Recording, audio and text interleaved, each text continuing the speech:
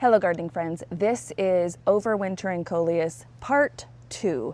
And Part 2 is really going to be a repeat of Part 1 because I have to start all over. Hello, my name is Shelly. This is the Edgy Gardener channel. I am so glad you're here. I am on my back patio in October. It is about 50 degrees outside and I am looking west. This is my Colius wall behind me. And a few weeks ago, I posted part 1 of Overwintering Colius, and I took everything from this wall behind me. So I want to give you an update on how all of those plants look in the jars and tell you why I have to abandon the project and start all over. This is ridiculous Colius. You can see the big one right here. And I wanted to show you the root growth. So today is October 7th, and I cut these on September 14th. All right, so that plant has plenty of roots, and you can either keep it in the water, or my method this year is just growing the roots on, and then I'm going to be planting them in soil in the house for the winter. I live in zone 6, so our winters will kill this Colius. As soon as we get a frost, my goal to overwinter them is to multiply my plants and be able to spread them out through my garden next year. So I have had a lot of comments, and a lot of people keep them in the water. They just add nutrients and keep the water going, and they do just fine. However, this is a healthy looking one, but sometimes mine treated the same as this one. The next one that I'm showing you is the same spot, same treatment, everything, but sometimes they do this. I do not know why, but that water is discolored. This water is not, and I lost all my leaves. They look unhealthy. They did grow some roots, so you do have some good root growth down there.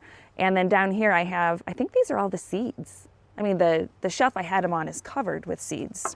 I have one here, here, let me take this out. Right, good root growth here, but a lot of the leaves have died and they don't look super healthy. Now, this one right here, I don't know which one this is. Again, discolored water, nothing, died, all gone. This is why I wanted to start early and take multiple cuttings just in case things like this happened. The other reason why I have to start over is if you can see all of these white bugs here, I have mealy bugs and pretty, I don't know if it's pretty severe, but can you see all that? I know that's kind of blurry. Let me see here. There is a big one right here. You see this guy right here? He's kind of fuzzy and soft looking. That is a mealy bug. Here's my plan. I am going to throw these away, all of the Coleus plant. Then I'll sterilize the jars and start over. But what I'm going to do when I cut these, I am going to inspect the leaves, and I have this spray solution which I have been treating some of my other pothos that have the mealy bugs, and my pothos are over here and on my porch. I'm also quarantining them from the rest of the house. But those have been downstairs and outside while these have been upstairs. I don't know how they're getting to the different floors of my house. But this solution, it is mostly water, and maybe a third of it is rubbing alcohol, and then with a few drops of Dawn detergent soap. And I spray this very liberally on the plant and in the crevices, and this has been helping me get rid of the plants. And then I have a bowl of just tap water with a dash of Castile soap. I'm going to be dipping the plants in that, I think, first, and then spraying them down. So that is the plan today, to pitch, to sterilize, to cut, clean, and take them back inside and try out round 2.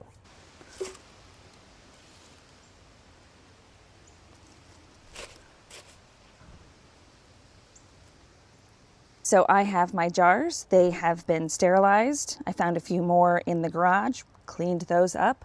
I have my spray bottle, and I have my Castile soap bath and my coffee. I don't know how many gallons or quarts this bowl is, but it's a pretty large metal kitchen bowl, and I filled the water. I left probably an inch at the top, And then I said I added Castile soap, which this is what this looks like.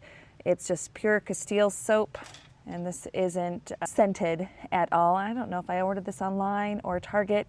I filled it up with just tap lukewarm water, and I just, without measuring, just sort of squeezed a few lines in here and mixed it up so it's lightly sudsy. So let's go get some new cuttings. So this here is my fishnet stockings, and I cut it here below a leaf node. And what I'll do is cut these larger leaves off here. So then right here, this needs to be in the water, and this is where the next roots will come from. Now, so I have two great leaves, two smaller leaves, and these. I don't need the plant to continue to put energy into these leaves, so I can either cut them off or cut this leaf in half, because my goal is roots, not leaves. Now, when I'm looking at this plant, I don't know if you can see it right here, but it looks like I have a mealy bug. This makes me feel a little bit better that I brought them in this way instead of the fear that they can get anywhere and everywhere in my house. So I'm glad we found that, and we're going to treat these.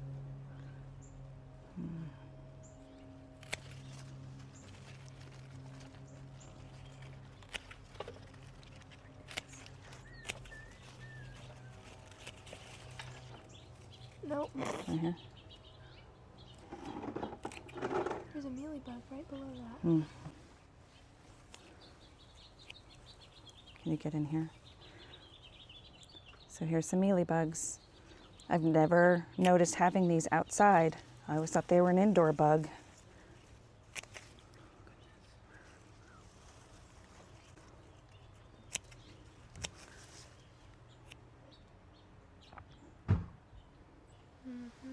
Okay.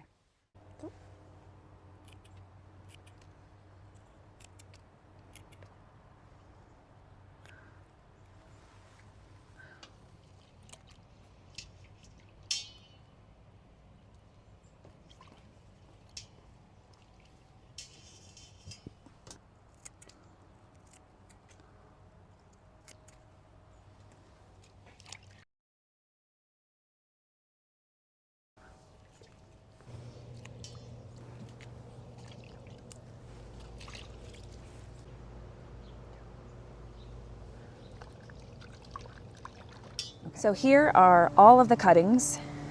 I went through every variety, and I took as many cuttings as I felt I could take care of. And here is the shrapnel.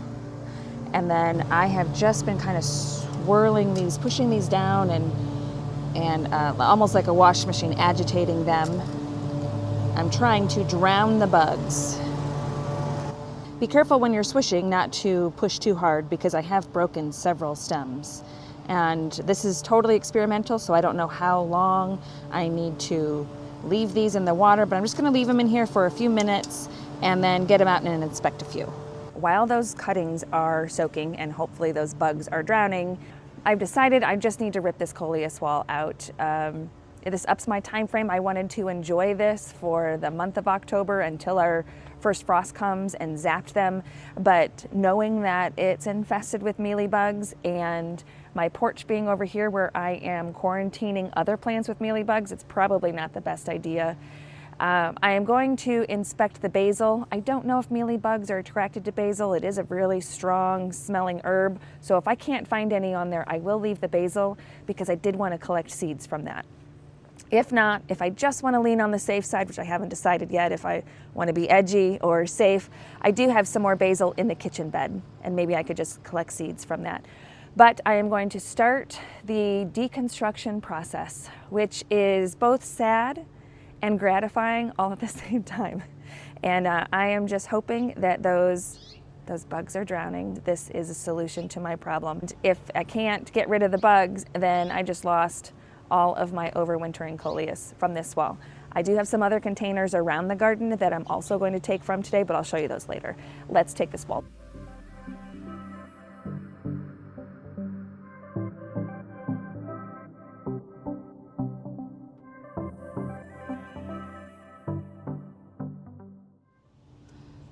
look at this plant.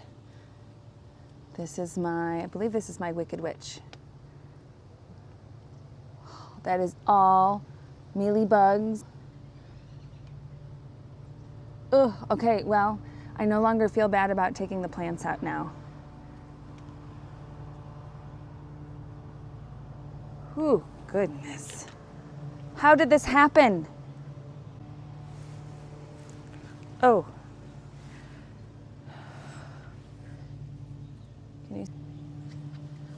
Oh, gardening is so fun.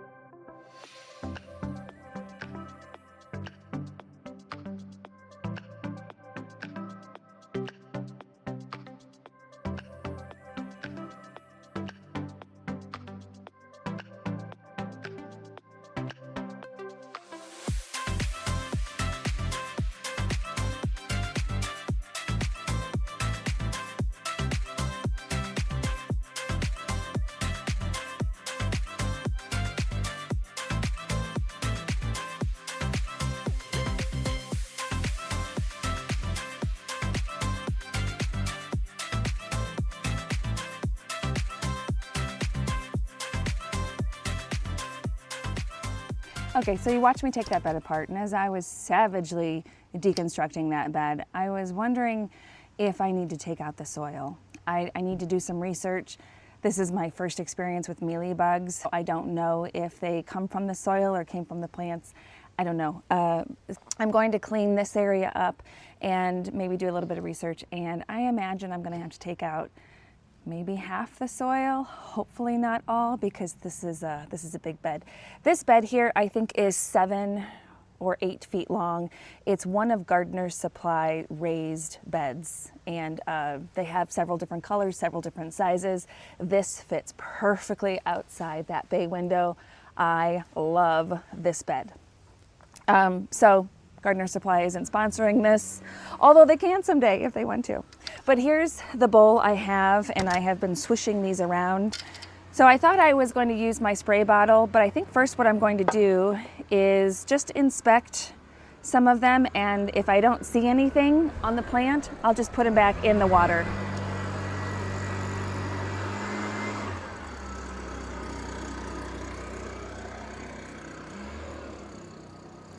Hole digger's bouncing around here with the blower and mower, and I'll just wait. I did break some stems off when I was whooshing them around, so I'll take those off, but so far I'm not seeing any bugs. Mealy bugs like to be in the little crevices, you know, between the leaves where they come out. I saw a lot of camps there. So this time, because I realized this was my last chance to take any cuttings, I went intentionally for longer stems with some branching, so I had more of a plant to start off with. That might take them longer to root, but if that's the case, that's okay. I'm not finding very many bugs here, and they may be dead. It's going to take me a while to pick through all of these. Now, I packed these jars pretty full, and the water is a little bit cloudy because of course they're still dripping, and so the Castile soap got in here. This is all experimental. I've never seen anybody do this. I don't know if this is going to work. And I don't know if the Castile soap is going to hurt any root development in the jars, but it's sort of my only option right now. So the biggest lesson in this whole video is before you bring your plants in, before you bring your cuttings in, check them for bugs. I just learned the lesson, and hopefully you learned that before you made the same mistake I did. Here are all my jars laid out, and most of the varieties are together. Every now and then you'll see 2 varieties mixed, but they're not close in coloring, so I can tell them apart. We have here Proven Winners Color Blaze Chocolate Drop. This was the trailing plant. We have this Color Blaze Wicked Witch. We have Redhead, Fishnet Stockings, Marrakesh, Wicked Hot, another Proven Winners Color Blaze series, Heartbreaker, Proven Winners Color Blaze Torchlight, and Lime Time. I didn't get jars of all of the varieties that I had in the Coleus wall, and I left out 2. One of them was Peach Fizz, Peach Fizzle. I had 1 stalk of the plant left, and it was riddled with mealy bugs, so it just didn't look healthy enough to try and save. And the other one was Red Kong. I didn't like it well enough to take the space to save it, so I left that one out and just threw that away. So let me show you the other containers with Coleus. This bed is at the end of the patio. This is what faces the Coleus wall, and I call this the rooster bed. And it is loaded with purples this season. Unintentional planning on my part. Feels like I need some more colors in here. But my favorite fall color are these asters. I believe these are New England asters. My birthday is in the month of September, so I have to have something blooming in that month, and these do not disappoint. Of course, they start in September and then they'll go on through October. So, oh, they are just beautiful.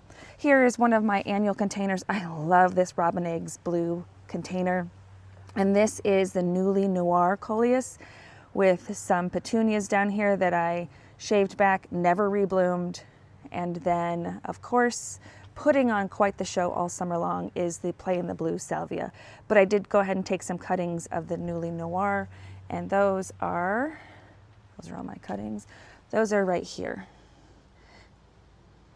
And I have looked at these and I can't see any bugs on them whatsoever. So I moved all my chairs over here so I could film, and I have 2 other pots right over there with Coleus, so let's go over there.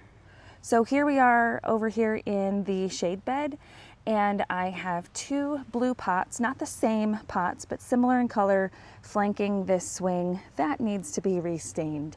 And I lost the tags somewhere, but this pot here is some petunias. This was an experiment to see if petunias would grow back here, and they did, but they're rather leggy. They didn't put on a great show. I have a begonia here, and then I have this Coleus, which I cannot find the tag. But look at those colors. Isn't that neat? So I took some cuttings of those. And then over here I have not the exact same begonia, but very similar, and another kind of splattered, painty colored Coleus. No tags for this one either. And then there seems to be another one in the back, which that looks a lot like Heartbreaker. Maybe I split those up and tried one in the sun and one in the shade. I've really been happy with that container.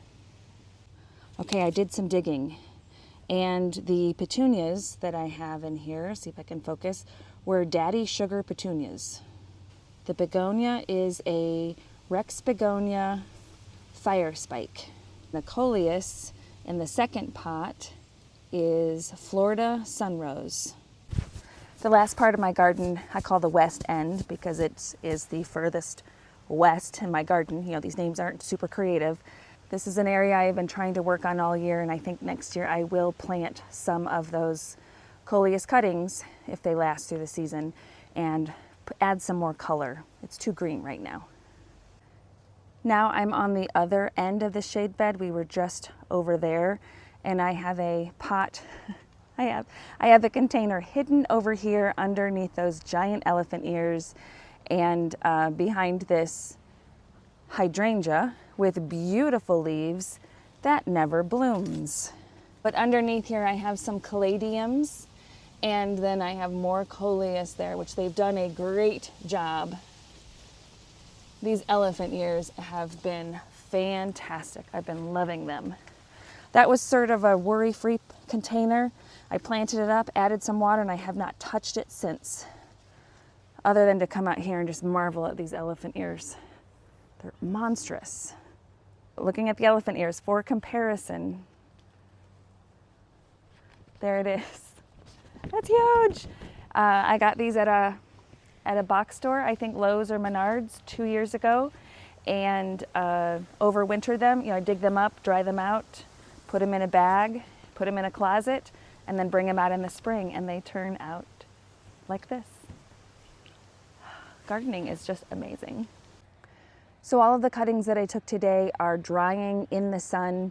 I will look them over one more time and then bring them inside, spread them around the house away from all of the other plants like I've mentioned a few times before.